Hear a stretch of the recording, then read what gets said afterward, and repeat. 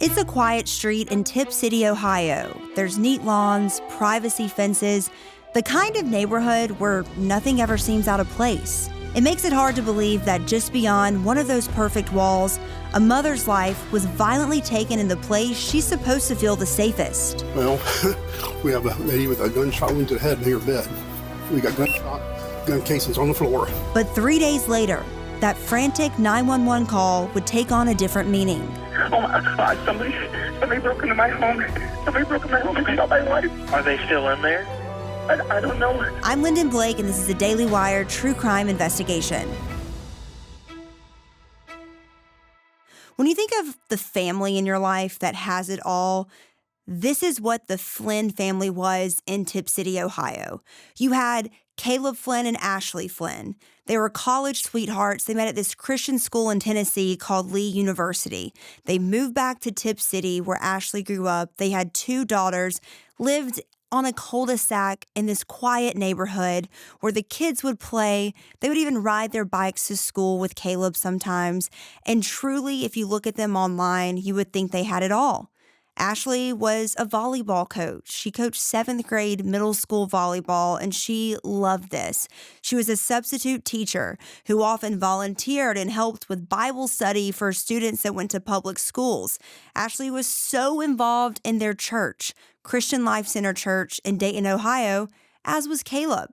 On Sundays, he would be on stage singing, leading the congregation in worship, with Ashley there watching him every step of the way.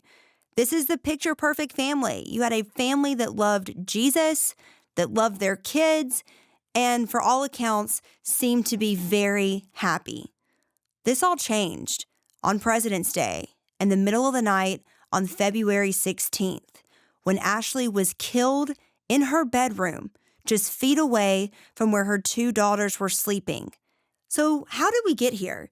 Let's go back to the night on February 16th. Caleb called the police at 2:30 in the morning on President's Day, saying there was a burglary at his home. So police go respond to this quiet neighborhood in Tip City, thinking it was a burglary call. Caleb told officers, "Someone broke into my home and then shot my wife."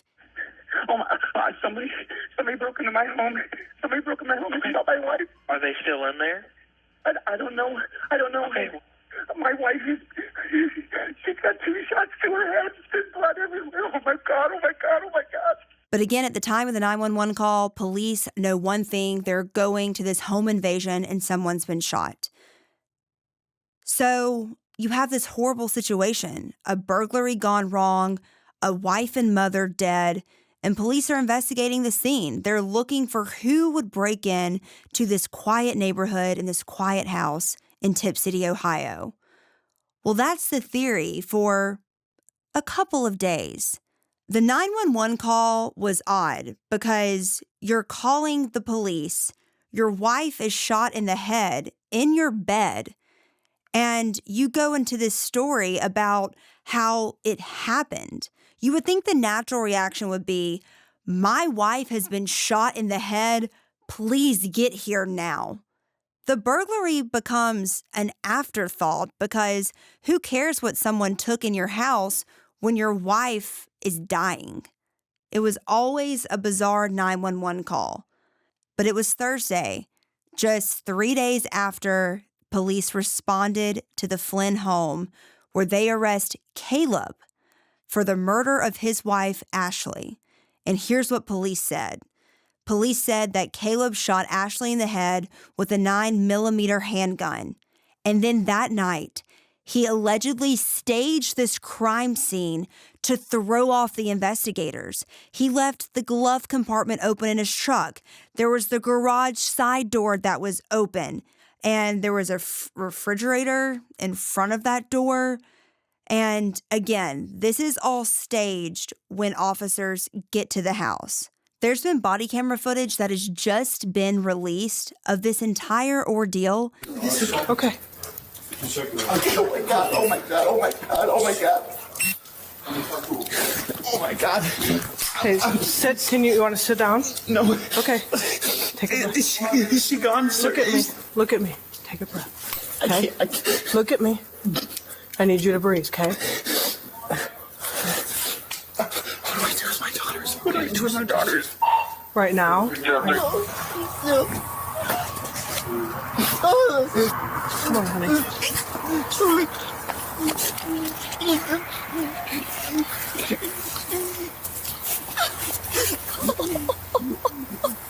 The body cam footage was released March 2nd.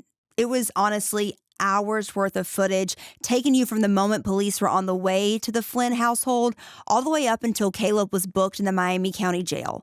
I watched it all and picked out the most disturbing parts of what happened that night. To start off, you can visibly see Caleb just wailing, almost hyperventilating when cops get there. I'm talking about he's yelling, Jesus, Jesus, Jesus, not being calm at all. You can hear him sobbing. At one point, he's even throwing up. So as this chaos is unfolding, you have Caleb wailing in the living room. You have his daughters that have just slept through all of this and are still sleeping through all of this at this point because they didn't get woken up until it was a police officer that went in there to wake up the daughters and be with them. But you're seeing their living room in their house, and throughout all of this, you see their two dogs just walking around, and it just is what you would imagine their family life was like, and the joy they had in that living room with the daughters playing and the dogs. And it's just, it is so sickening that all of this is happening while Ashley her body is just in the bed on her side like she went to sleep. And one thing that I noticed, one of the detectives said, quote, "It looks like she's been gone for a while." That was interesting to me. Immediately, you could just tell by her coloring. He's saying that this was something that didn't just happen in the last 30 minutes when Caleb picked up the phone and they immediately responded. Something else that was interesting, again, we're getting this body camera footage after Caleb has been charged with his wife's murder. He's in jail on $2 million bond. He's asking officers, is she gone? Is she gone? Over and over. At one point, he's asked, can he start calling family and all of that? His parents, he says in the video, are in Minnesota. So he calls Ashley's mom. And that's the woman who in the video you see come over to the house. Again, Ashley's dead in the bed. You have Caleb outside talking to his mother-in-law. And at one point he said, she told me to sleep on the couch. I shouldn't have listened. He was talking about how he had this cough and Ashley wanted him to sleep on the couch that night, but he shouldn't have listened because he was unharmed during this burglary gone wrong. It was just his wife who was shot by the alleged intruder. It was a horrible thing to watch back, but police, you see them doing their job. They're the ones that go check on the daughters, and the daughters were asleep through all of this until the police officers woke them up. And then after they secure the crime scene, Caleb agrees that same night to go down to the police station for questioning. And that's all on video as well. One of the first things I noticed about Caleb being at the police station for his questioning, and let me just set this up. For questioning, obviously, he's going to be one of the suspects in this, or he's going to have to be, I guess, cleared, so you would say. So DNA swabs, fingerprints, because like police said in the video, they knew he was at the scene of the crime, so it's standard procedure to get cleared. While he was at the police station, he asked, how long are they going to have his phone? His wife is dead. The mother of his children, dead. This is in the hours following that, and he's asking investigators, well, how long are you going to keep my cell phone? It was a bizarre scene. But he went through, he gave the fingerprints, he took all the photos. They're taking marks of his body in this video. And then he moves on again. The next time we're picking up the body cam footage is when Caleb is already at the station on that Thursday. The Thursday he was arrested, and let me pull up my calendar. February 19th. He's already at the station, and that's when you see officers come out to the lobby and put him under arrest. Will be placed under arrest. All right. Step forward. What evidence? What's that? Turn What around for me, evidence? sir. We're not going to discuss that here. Okay. There's Put your a time hands and a place together and for me, we're- like Did Patrick call you? What's that? Did Patrick call you? Now, I didn't know that he was calling me, His lawyer's supposed to be calling right now. so. Okay, yeah. We'll get in touch with him. I'm being cordial and being cooperative, so I'm not being. This was fascinating to watch because he's with a friend there in the police lobby. And his friend's like freaking out, like, how do y'all have evidence to do this? How do y'all have evidence to do this? And you have to remember, what did they do in the early hours after the crime scene was secure? They get his fingerprints. They get his DNA. They do all the things to try to clear Caleb. But obviously something there led investigators, after they said they did a thorough investigation and did not rush to any conclusions, but all signs pointed to it being Caleb who did this heinous crime. Caleb asked investigators too, what changed? And the investigators were like, well, we're not going to get into that, but evidence evolves. So you see Caleb get handcuffed, get re-fingerprinted, and this is all at Tip City's police station. Then you see him take the ride to the Miami County Jail, where he still is in custody. Come on out. Take a step back this way. Go around the front of the vehicle. There's a gray pad on the left. Put your forehead on it. How could someone kill their wife, period? You can put a period after that. But how could someone kill their wife, the mother of their two little girls, taking the girl's mother away from them, then have the nerve to call your dead wife's mother and bring her into this at the crime scene and fake it all? Here she is at the scene asking investigators what happened. What he said is, someone broke into the side door. The side door is partially open right now. Side door to the garage. So if you notice her face in this video, it looks like she's not even buying the burglary narrative. And it's disgusting to think about. And I think that's why this story has just gotten so much attention, because it's a guy that was a worship pastor, that was involved in the kid's life. This is a picture-perfect family. That is how they were described. And he ruined it all. So it wasn't long after Caleb was arrested that people started figuring out that at one point in time, he lived a pretty public life. He was on American Idol in 2013, this worship pastor, singer, that went viral in this one clip because he talked about how much he loved his wife. Thing that makes me unique, I absolutely love the Lord. I love my wife more than anything. She is very, very pretty. I love her. My favorite past Idol contestant would probably be Carrie Underwood. She's just absolutely incredible. Love her attitude and just her passion for what she does. And I promise you, if my wife dyed her hair blonde, she would look just like her. But now the world is seeing Caleb on camera again, but this is in completely different circumstances. He made his first appearance on February 20th. That was the Friday, the day after his arrest, and just several days after he allegedly shot his wife and killed her in their own home. During his first appearance, this is what Caleb had to say.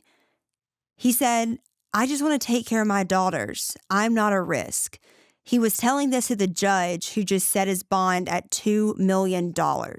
So showing his face for the first time and trying to get back to his two daughters who he allegedly just took their mother out of their life. This is another part of the first appearance that really threw me for a loop. Caleb's attorney's Paul Mulligan, he gave this quote about the $2 million bond being unnecessarily high. He said this, Having his bond at $2 million, quote, denies him the opportunity to be at the funeral for his wife, which is an unspeakable tragedy. Caleb's wife's funeral was scheduled for the following Sunday. Before his arrest, it was a public funeral. They wanted to truly have everyone in town celebrate Ashley's life. But the moment Caleb got arrested, that became a private thing, and obviously Caleb was not at the funeral. But what a bold claim by his attorney to talk about him being denied the opportunity to go to his wife's funeral when the reason he can't go to his wife's funeral is because he is in jail for her murder. Just an odd thing. There's been a lot of theories out there about why Caleb would do this. Why would a husband kill his wife? You can obviously use your imagination to come up with the obvious theories. Nothing's been confirmed, but there's been some things that are a little odd that have happened since Caleb's arrest and since he's been in jail. One of them, and this is coming directly from investigators, they're saying to direct any questions regarding, quote, conversations or motives to the Miami County Prosecutor's Office. To me, as someone that's covered this, you don't really get that often from a police department. Like, hey, if you have any questions about conversations, ask this person. So that just makes me wonder, what conversations are they talking about? What do they know maybe that conversations that potentially Caleb was having? I don't know. But I've been calling Miami County Prosecutor's Office every single day.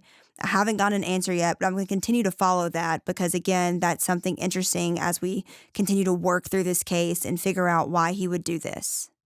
And just other odd things. I told you guys that Caleb was involved in the church. At one point, he was a worship pastor in the church and had videos all over YouTube of him singing at Christmas, Easter, just a normal, good Sunday of worship.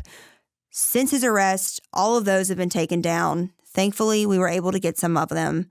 And also the church's staff page, just completely wiped from the website. That wasn't the case right after Caleb's arrest. You go see who all was on the worship team, who all was at the church.